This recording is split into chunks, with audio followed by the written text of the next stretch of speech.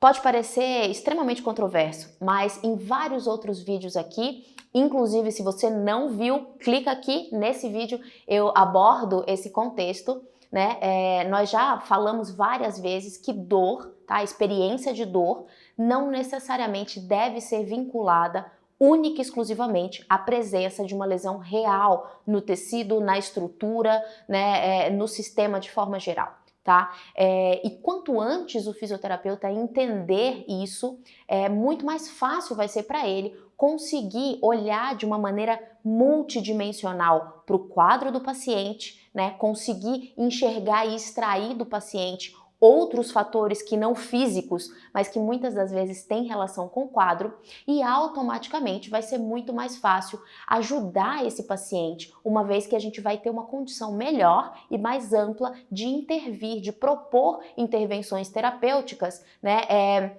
Dentro de um contexto mais amplo, tá? E não só pautado numa possível lesão real. Ok? Então, usando esse exemplo do corredor, do paciente corredor que eu acabei de trazer para vocês no início do vídeo, eu gostaria de conversar com vocês nesse momento a respeito de algumas dicas, né, e alguns princípios que nós devemos ou não devemos assumir no momento que nos dispomos a abordar e a manejar um quadro como esse, uma dor de início insidioso, né, sem histórico de trauma, ok? Então, dor aguda proveniente de um quadro não traumático, ok? Então vamos lá.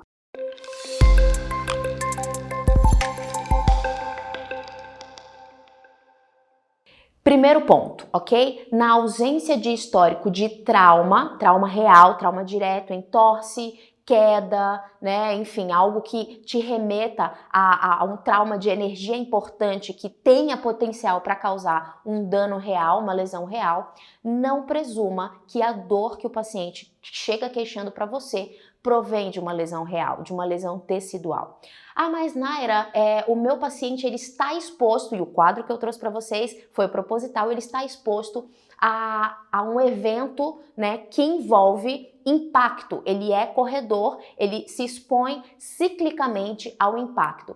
Ainda assim, a chave desse quadro é o fato de que esse indivíduo não sofreu trauma nenhum, ok? Não tem histórico de aumento abrupto de volume, né? E automaticamente você não deve presumir que a queixa dele, que começou gradativamente de início insidioso, né, e que foi aumentando também gradativamente, você não deve presumir que isso tem relação com uma lesão real. Muito provavelmente isso cai dentro de um contexto de sensibilização tecidual, né, sensibilização de alguma via relacionada à experiência de dor e não necessariamente a uma lesão real em algum tecido, estrutura do joelho, que é o lugar, por exemplo, que ele chega queixando de dor, ok?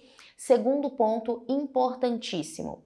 Se você conseguiu excluir bandeiras vermelhas, né, possíveis lesões graves, que inclusive não cabe a nós tratarmos como câncer, fratura por estresse, né, e alguma outra bandeira vermelha dentro do contexto do corredor, cuida um pouquinho para a importância que você dá para as alterações dos exames de imagem, né? Ou para pedir, solicitar exame de imagem. O que costuma acontecer é que é extremamente comum em atletas totalmente assintomáticos, né, apresentarem, a gente consegue enxergar tranquilamente uma série de alterações nos exames de imagem, como a presença de herniações na coluna, como a presença de lesão labral ou de lesão condral na cartilagem do joelho e algumas outras cartilagens, né, das nossas articulações, as articulações dos atletas, e isso pouco tem relação com a queixa de dor do paciente, tá? É comum esse tipo de alteração, mesmo em indivíduos sem dor.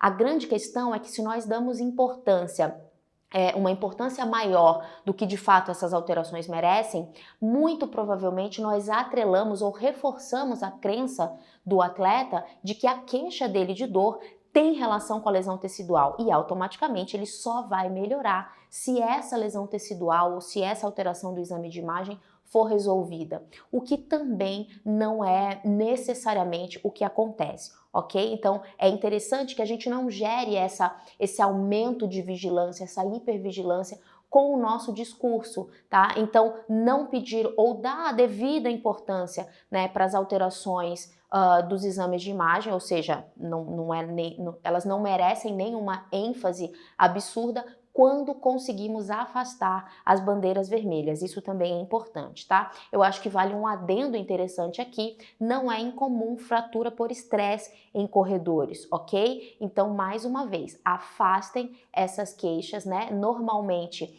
quando a queixa tem uma relação específica com a fratura por estresse, tem algumas características peculiares e tem uma relação com volume, com demanda, né? E o indivíduo passa a não melhorar daquela queixa mesmo quando ele repousa, ok? São algumas características que cabem dentro do contexto de fratura por estresse. Tirando isso, não é interessante que a gente presuma que existe uma lesão real e que isso tem uma relação muito forte com o surgimento de algumas alterações nos exames de imagem, ok?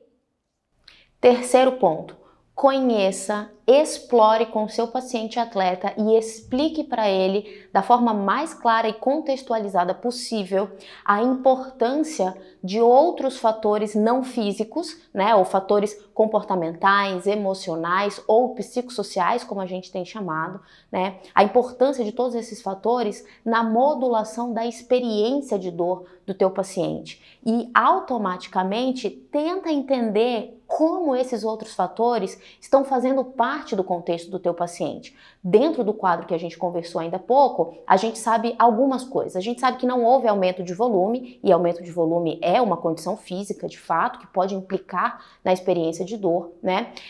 O paciente já tinha experiência prévia com toda aquela quantidade, experiência, período e frequência de corrida, né? Mas dentro desse terceiro ponto, o que falta a gente analisar no nosso paciente é como que está o grau de estresse desse indivíduo, como que ele está em relação à privação de sono, como que anda a higiene do sono dele, como que esse paciente está se alimentando, né? Como que esse paciente está dentro de um contexto, se ele pratica esporte, se ele vive do esporte, então como que está o contexto ambiental de estresse, de ansiedade desse paciente? Se ele é um corredor amador, né, qual que é a relação desse paciente ou desse indivíduo com a corrida? Ele depende da corrida para desestressar? Ele vê qualquer tipo de sintoma de dor como algo ameaçador que vai tirar aquela muleta que ele tem na corrida, né, como algo que é um ponto de suporte para desestressar, né, para conseguir um pouco de alívio de algumas outras queixas que ele tem voltadas ali para o dia estressante dele?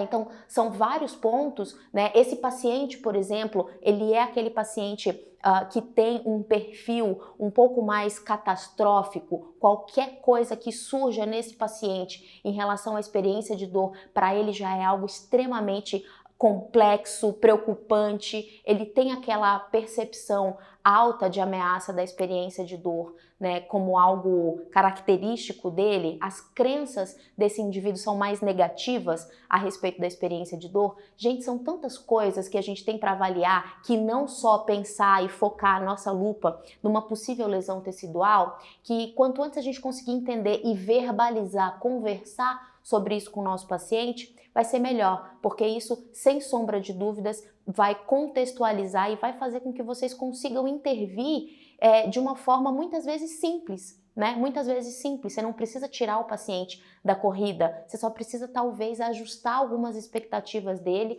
ou outros pontos da vida dele, que muitas vezes não é você que vai abordar, é outro profissional, mas você vai ser muito útil nessa tomada de decisão, tá? Quarto ponto extremamente importante.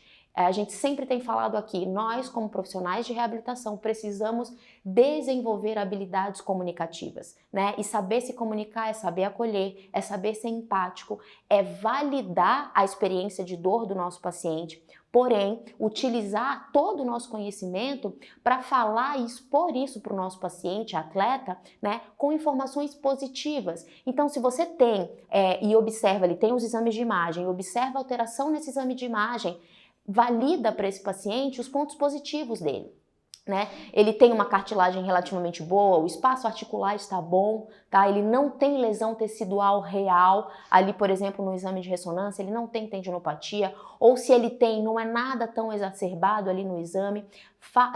Aprenda a comunicar os pontos positivos. Valide a experiência de dor do paciente, independente dos motivos. A dor, ela é real, ela tem que ser entendida como uma experiência real. Mas no momento em que você é empático, valida isso e consegue expor de maneira positiva algumas condições do paciente, você reduz a percepção de ameaça que a experiência de dor traz consigo, certo? E o quanto antes consiga expor isso para o paciente e fazer com que ele se exponha gradativamente a condições, né, que ele vai percebendo que não tem relação ali, que a experiência de dor dele não tem uma relação direta com o impacto, né, ou que a corrida não é algo ameaçador para ele, porque a gente sabe que existe uma crença de que esportes de impacto são prejudiciais, né? E, na verdade, o que eu peço para que a gente aborde é o quanto o nosso corpo, o corpo humano, ele é adaptável. Isso também é um reforço positivo.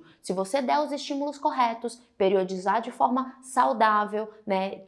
Se você conseguir fazer com que esse indivíduo se exponha gradativamente à carga, o nosso corpo se adapta, ele não machuca, ele se adapta. Então, se apegue ao fato de que provavelmente ele está experimentando um processo de sensibilização dos tecidos e não de lesão. Isso também é uma nova forma de ressignificar a experiência dele com uma percepção de ameaça menor. Ok? Então, se você gostou desse conteúdo, comenta aqui embaixo, compartilha, dá um like, vamos interagir. Não esqueçam de responder a primeira pergunta do vídeo e eu tenho outra pergunta. Coloca aqui nos comentários pra gente como que vocês abordariam esse quadro, tá? Porque o próximo vídeo vai envolver intervenção, né? Algumas dicas de intervenção direta, além de tudo isso que a gente já abordou aqui, ok? Então fiquem ligados, o próximo vídeo tá por vir. Um abraço!